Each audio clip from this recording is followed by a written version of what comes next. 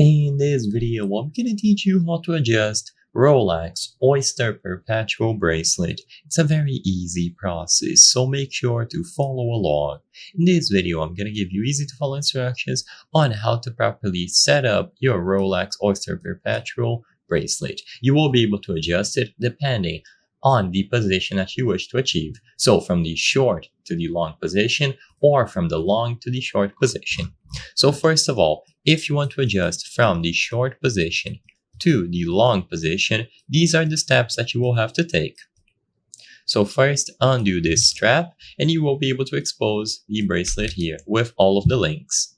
Now, drag it towards you so it unclicks from this part and you will be able to control where it is placed. Once you have properly positioned it, you have pushed it towards you or pushed it away from you, it will expand like this and you will be able to click it back into place. So as you can see here, there is now a gap between these. Alternatively, if you are using the expanded bracelet and you want to set it to the short position, then you essentially do the same things but in the opposite direction. So it is going to have this gap, you open the strap, pull it towards you, and then you push it towards this specific strap. By doing this, it will now click together. You are able to push it back into the strap and it will click into place. Now it should be adjusted and you will be able to wear it without any issues. And you can repeat this as many times as you wish.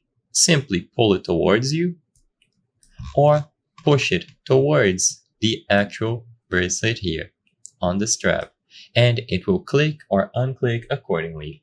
I hope I was able to help you on how to adjust Rolex Oyster Perpetual Bracelet. If this video helped you, please be sure to leave a like and subscribe for more very easy tips. Thank you for watching.